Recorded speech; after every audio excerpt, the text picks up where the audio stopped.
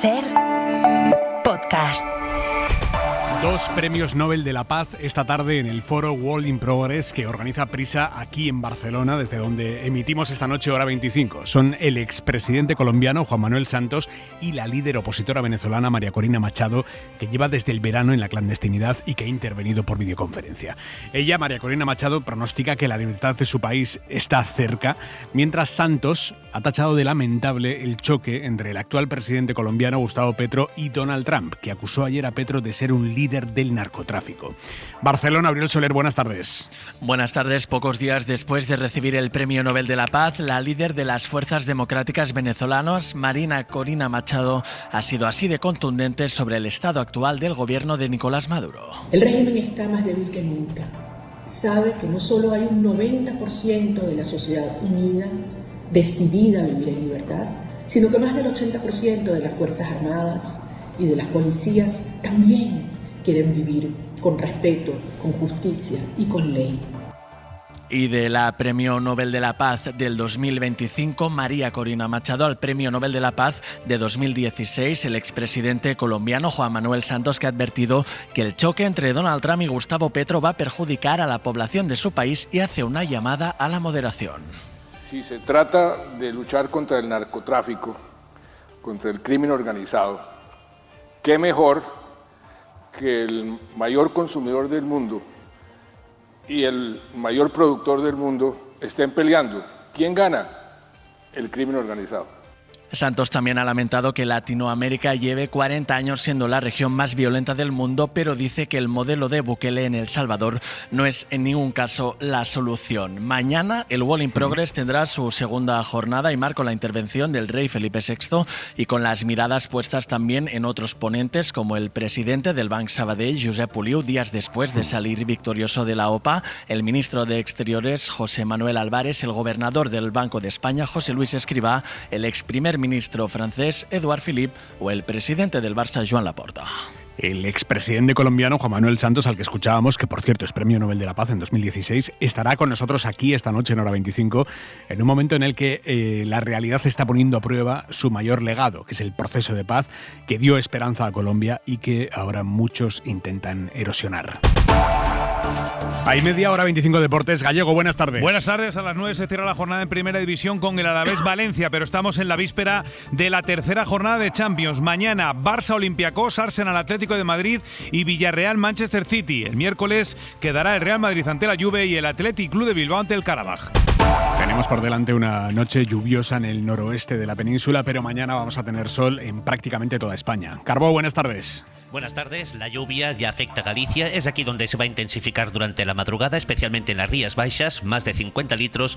En el resto del norte y oeste de la península, de madrugada algunas lloviznas. Destacable también la lluvia al norte de León, donde hubo los incendios. El sol acabará luciendo mañana durante toda la jornada con viento fuerte de poniente y calor en el Mediterráneo y el Guadalquivir con máximas de hasta 30 grados.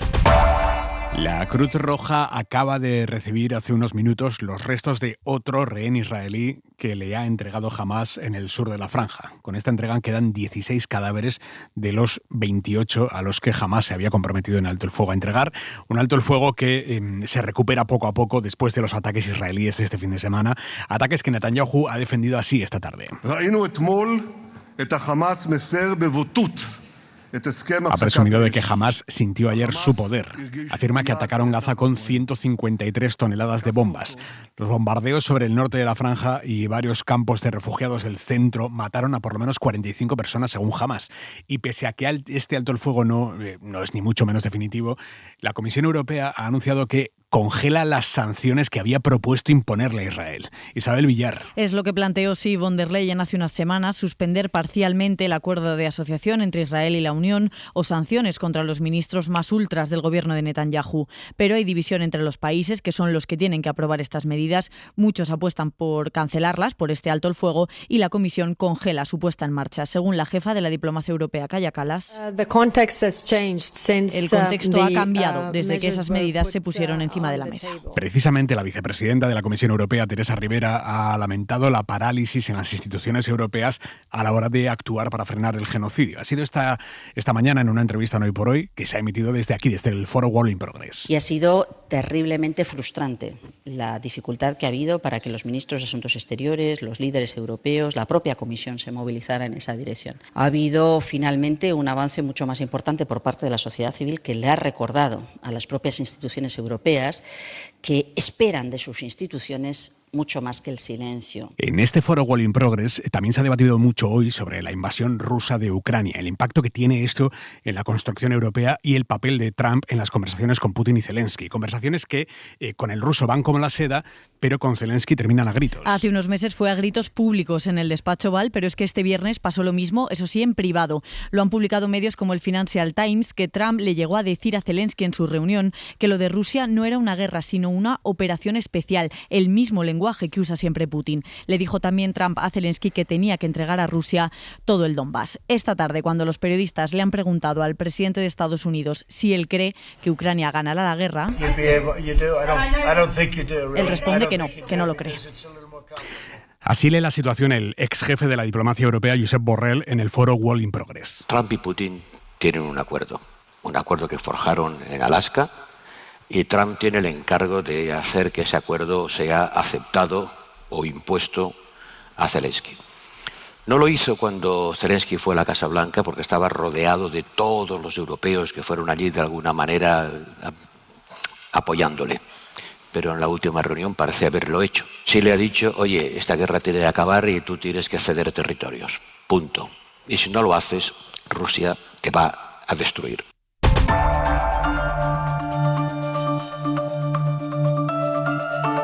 Desde Barcelona, el presidente de Prisa, Josep Oughourlian, ha reclamado la búsqueda de soluciones en un contexto geopolítico así de complejo como este que vivimos.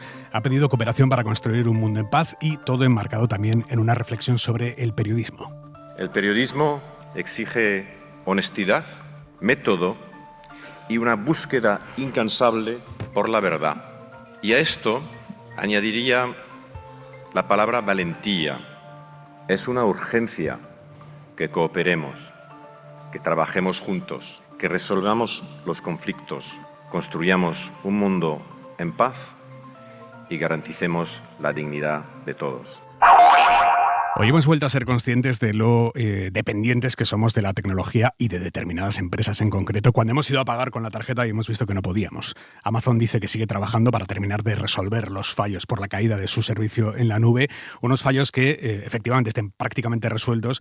De hecho, aquí en España ya funciona Bizum, funcionan las plataformas que se han caído esta mañana, todo parece que se ha solucionado, pero la mañana ha sido un caos. Paula Anzola.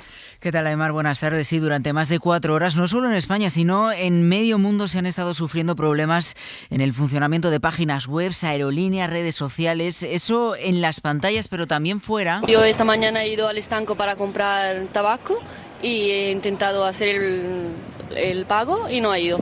Eso ha pasado. Sí, porque se ha notado a pie de calle con fallos en los sistemas de pago con tarjeta y también en la banca digital. La caída de varios servicios en la nube de Amazon por un problema, por cierto, localizado en un centro de datos muy concreto en la costa este de Estados Unidos, ha puesto hoy de manifiesto, lo decías, dos cosas. Primero, que Amazon es mucho más que una tienda online. Hablamos del mayor proveedor de servicios de computación con millones de empresas como clientes en todo el mundo. Y segundo, la falta también de soberanía digital en Europa, que hoy ha vuelto a poner en evidencia su dependencia de las tecnológicas estadounidenses.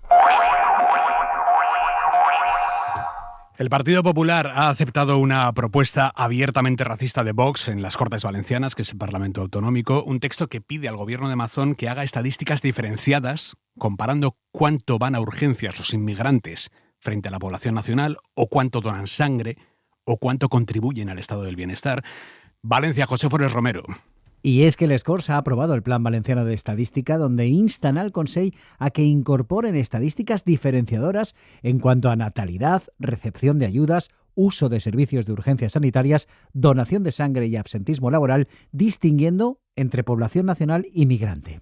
Además, PP y Vox han registrado una petición de modificación del reglamento del Corts para eliminar la comisión LGTBI y que pase a ser una de nueva creación que se llamará de Familia, Política Social e Igualdad. Desde el PSD-PSOE, José Muñoz interpreta esto como una rendición del PP. Carlos Mazón demuestra que es un presidente de extrema derecha. También se muestra indignado el portavoz de Compromís, Joan Baldoví.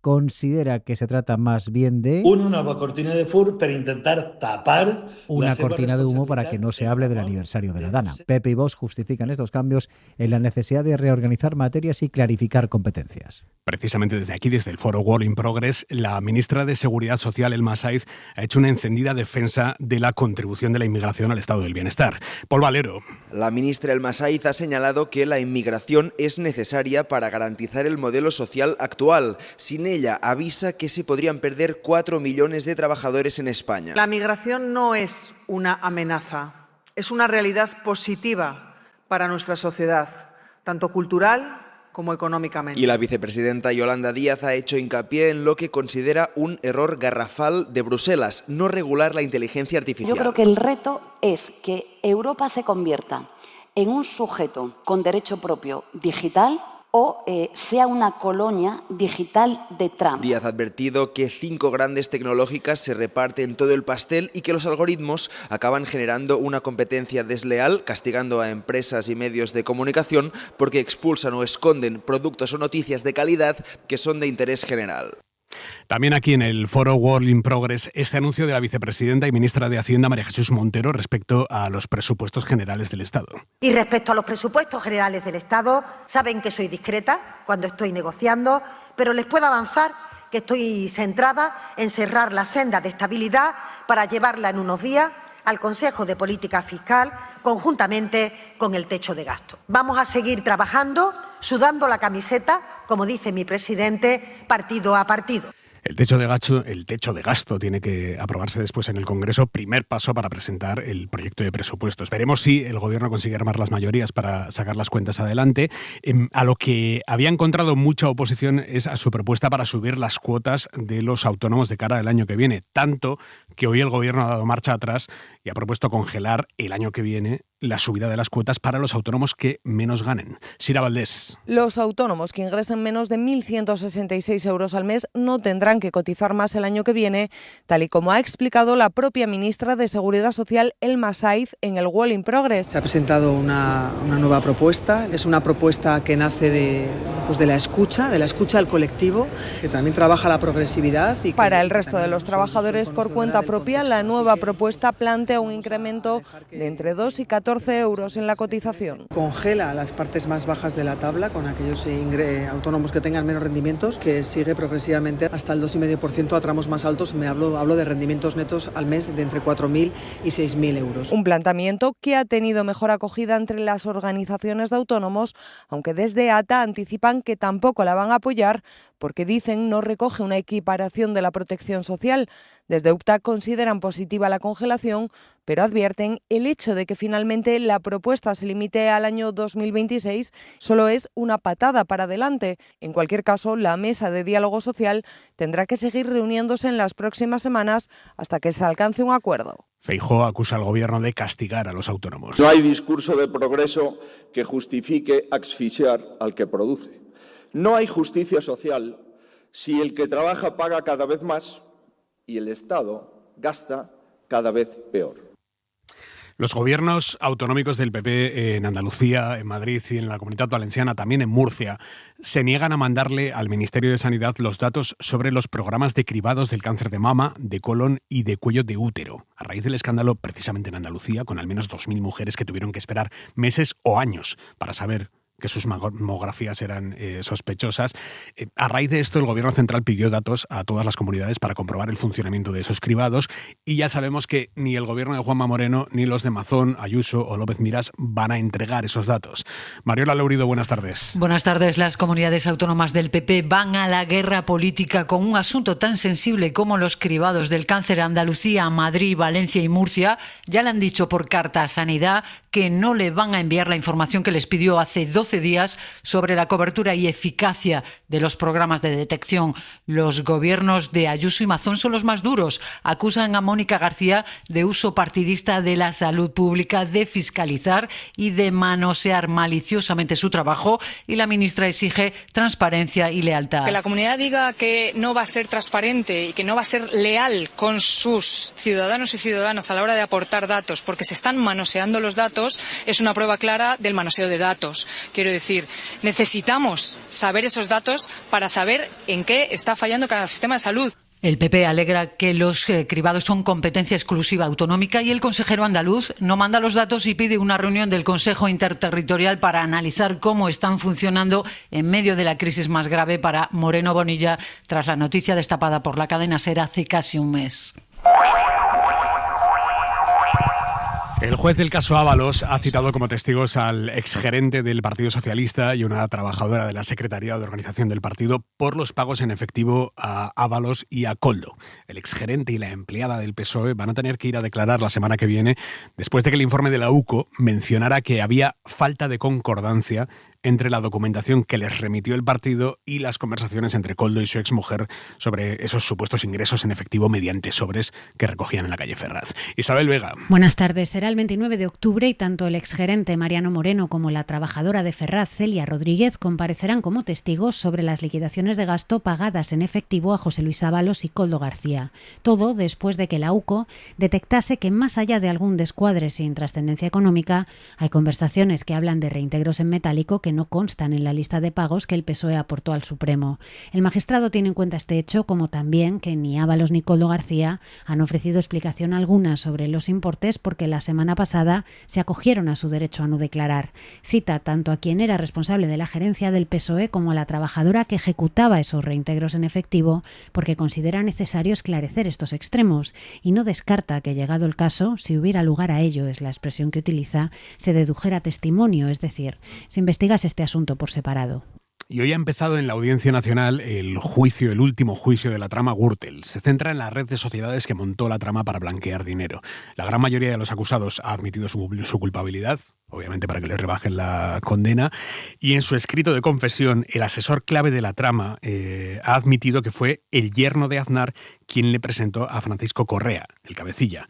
Le indicaron que gracias a las buenas relaciones que tenía Correa con miembros del Partido Popular, obtenía adjudicaciones de contratos públicos. Miguel Ángel Campos. Ramón Blanco Balín, el asesor fiscal clave de Correa, admite en su escrito por el que reconoce los hechos al tribunal que fue el yerno de Aznar quien le presentó al líder de la Gürtel y que desde el principio le indicaron que Don Vito tenía muy buenas relaciones con miembros del PP para conseguir adjudicaciones públicas amañadas. Afirma que Correa se vanagloriaba de no declarar nunca a Hacienda, que como conocía a personas relevantes y tenía buenos contactos, nunca le iba a pasar nada. Hoy ha arrancado el juicio con la declaración de Francisco Correa, ha reconocido la acusación de la Fiscalía y que desde 1999 jamás ha presentado una sola declaración tributaria. Mañana será el turno del número 2 de la trama, Pablo Crespo, y del propio Blanco Balín. El presidente del Gobierno, Pedro Sánchez, ha insistido esta tarde en acabar con el cambio horario en la Unión Europea, aunque sin decantarse por cuál habría que escoger, el de verano o el de invierno, que es en el que entramos esta semana. Más allá de cuál sea el debate, de si prefiero uno u otro horario estacional, lo importante es acabar definitivamente con este cambio de horario estacional, porque ahora mismo ni la ciencia, ni la opinión pública, ni tampoco el Parlamento Europeo, en su resolución, como he dicho antes, del año 2019, lo avala. La Comisión Europea recoge el guante, dicen que es algo que preocupa a los ciudadanos y que van a abrir el debate para intentar buscar un consenso. Este debate ya lo tuvo Europa, hace unos años no llegó a nada. La Sociedad Española del Sueño apuesta por implantar el horario de invierno, porque va con el ciclo natural del sol e implicaría que en verano no se haría de noche a las 9:30 pasadas, sino antes. Pero no todos los expertos lo ven así. María Manjabacas. En general, los médicos lo tienen claro, el cambio horario perjudica la salud, sobre todo de niños y mayores. Produce insomnio, fatiga, ansiedad y aumenta el riesgo de trastornos cardiovasculares. Y si hay que elegir uno, el de invierno. María José Martínez es coordinadora de la Sociedad Española del Sueño. Es el que mejor se ajusta a la luz solar. Amanecemos antes y recibimos más luz por la mañana. En cambio, el horario de verano nos deja con más oscuridad durante la mañana, retrasando el sueño, provocando más cansancio y problemas de salud. Sin embargo, hay científicos que disienten. Jorge Mira es físico y uno de los expertos que analizó el cambio de hora y pone el ejemplo de la vacuna. Al principio duele, pero luego es mejor. Es como negarse a poner vacunas porque te duele el pinchazo. Uno tiene una pequeña molestia cuando le ponen la vacuna, pero es para algo mejor. En cuanto a los ciudadanos, según la última encuesta del CIS, la mayoría quiere que no haya cambios y de quedarse con uno prefieren el horario de verano. Hora 25. Con Aimar Bretos. El expresidente francés Nicolas Sarkozy se prepara para entrar mañana en la cárcel para cumplir la pena de 5 años de prisión que le impusieron por financiación ilegal de la campaña electoral que le llevó al Elíseo en 2007. No hay hora anunciada para su entrada en prisión. Su hijo ha convocado una concentración de apoyo a las 8:30 de la mañana. J'ai été voir Nicolas Sarkozy, vous savez quoi, j'irai le voir d'ailleurs en prison. Y el actual ministro de Justicia ha asegurado hoy que lo va a visitar en prisión para comprobar en persona su seguridad. Según medios locales, va a ir a una celda de 9 metros cuadrados de una unidad de aislamiento para evitar que interactúe con otros presos. Y esto mientras Francia sigue sumida en una enorme crisis por el robo de joyas en el Louvre. Robo a plena luz del día, con los ladrones subiendo al balcón del primer piso del museo con un montacargas, rompiendo uno de los cristales para entrar. Bueno, hoy el museo ha seguido cerrado. Más de 24 horas después, los 4 ladrones siguen desaparecidos y de las joyas de la corona francesa tampoco hay noticias. El ministro de Justicia ha dicho que lo que es seguro es que hemos fallado, dice, bastante seguro, y reconoce que han dado una imagen deplorable de Francia. Precisamente aquí, en Barcelona, en el foro World in Progress, el ex primer ministro italiano Matteo Renzi ha utilizado lo que ha pasado en el Louvre como una metáfora de la parálisis que a su juicio sufre Europa, con Francia, en concreto, metida en una enorme inestabilidad política. Si hay una metáfora de Europa, la hemos visto con el Museo Louvre. Tenemos lo mejor del mundo, pero nos da igual, y en 7 minutos alguien lo agarra y lo roba. Esto es exactamente lo que ha pasado con los valores europeos en los últimos 20 años. Y nos queda la mirada de Xavi Vidal-Folk. Cuidado con la clase media, especialmente la localizada en el ancho mundo de los autónomos, varios millones de españoles. Este segmento social sabe defenderse bastante eficazmente y sabe emplear altavoces. Es una característica común con otros sectores no conformados solo por ultrarricos ni por supermodestos. La ministra responsable de la Seguridad Social, Elma Saiz, ha hecho bien rectificando su propuesta de aumento de las cuotas al seguro público de los autónomos, como reclamaba la vicepresidenta Yolanda Díaz, que lo ha celebrado hoy en Barcelona. Saiz ha decidido cambiar su proyecto y congelar las cuotas de los que obtienen menos ingresos, casi 1,5 millones de los 3,4 millones de autónomos, porque en esta categoría laboral confluyen capas muy distintas, modestas, medianas y muy prósperas, como los profesionales liberales, abogados y demás. Que se aumente la cuota a los autónomos es lo previsto en la ley, y es normal, porque pagan relativamente poco y se han igualado en los beneficios sociales con los demás. Pero toda esta historia de los aumentos, sean de impuestos o de cotizaciones, si quieren abrirse paso, debe realizarse con complicidades, madurando las cosas, proponiendo escalonamientos, convenciendo, haciendo que los sacrificios se suavicen.